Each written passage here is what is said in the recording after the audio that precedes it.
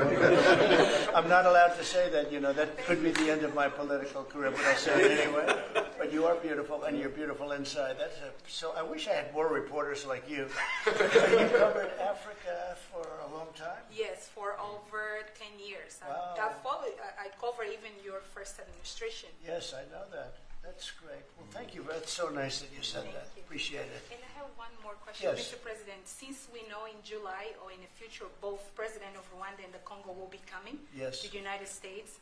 In Africa, President John Lorenzo, the president of Angola, he is also the leader of African Union. Good. He Yes, I know. worked very hard to bring peace, but unfortunately... Let's get him here. Yes, that's Okay? right. Would you invite him for me?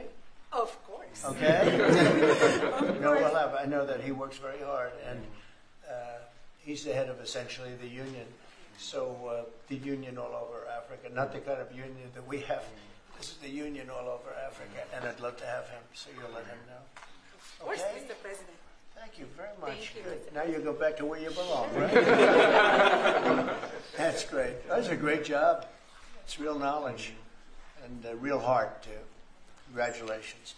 Okay. So we're here today to celebrate a glorious triumph, and that's what it is, for the cause of peace. And this is a long time waiting. The signing of a historic peace agreement between the Democratic Republic of the Congo and the Republic of Rwanda.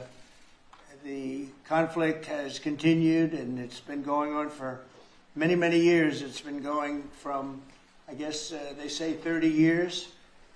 The Great Lakes region of Africa for a long time, and maybe even a time before that. How is the Great Lakes region? Must be beautiful, right? Beautiful.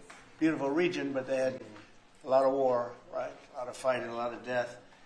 It's displaced countless people and claimed the lives of thousands and thousands. But today, the violence and destruction comes to an end, and the entire region begins a new chapter of hope and opportunity, harmony, prosperity, and peace. That's been a long time waiting. I said, how long has the war been going? And a friend of mine who was very much involved said 30 years, and at least 6 million people were killed during that period of time. It's incredible. And somebody said that was actually, it's the biggest war on the planet since World War II. So it's a shame, but we're going to bring it to an end. I want to express my gratitude and congratulations to the representatives of the Democratic Republic of the Congo and the Republic of Rwanda, who signed this pivotal agreement a short time ago. They just signed right in front. And let me also thank Secretary of State Marco Rubio, who has worked very hard on this subject, and we've worked on it together, for his outstanding leadership, as well as Senior Advisor for African and Africa Affairs, Mossad Boulos, who's, as you know, spends a lot of his time in Africa, and he's very comfortable there. I said, were you at all uncomfortable with all of the turmoil and all of the killing? And he said, no, I wasn't uncomfortable. And that's what you need. You need somebody that's going to be able to get. So, Mossad, I want to thank you very much for the job you've done. Amazing guy, actually. I also want to thank African Union, Qatar, Togo, for working closely with the United States. And I know Qatar was really working hard, and African Union, we just spoke about that. And, I look forward to having them representatives here when we do the official meeting, and that'll be sometime in July. And we look forward to it. And you better be here covering it, okay? You better, we're not going to stand anybody else covering it but you. But this is a tremendous breakthrough. In a few short months, we've now achieved peace between India and Pakistan, Israel and Iran, and the DRC and Rwanda, and a couple of others also. Serbia, you know, was they were getting ready to go to war with a group I won't even mention because it didn't happen. We were able to stop it, but I have a friend in Serbia, and they said we're going to go to war again. And I won't mention that it's Kosovo, but it's Kosovo. But they were going to have a big time war, and we stopped it. We stopped it because of trade. They want to trade with the United States. I said we don't trade with people that go to war.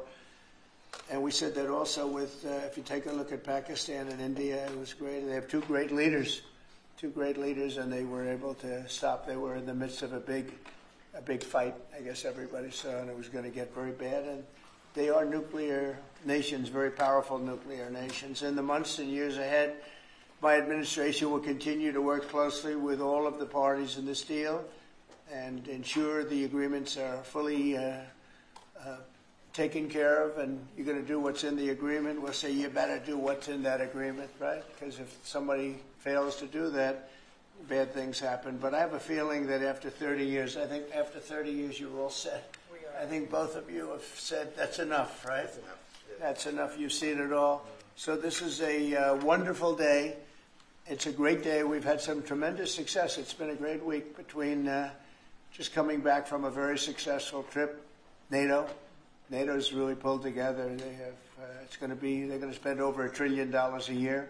Nobody expected a thing like that to happen. And we had the war, as you know. We call it the 12-day war. It was exactly a 12-day war, and we ended up with no nuclear weapons. That's what we wanted. They were just absolutely blown to pieces, those 3 sites.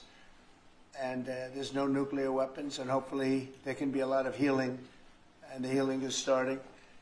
And it's been a really pretty amazing week, and this is one that I really look forward to. This was set up a few weeks ago, and it was something that I really look forward to. If we can do this, and we do that because we have a certain competence that's good, we're able to get people to be peaceful.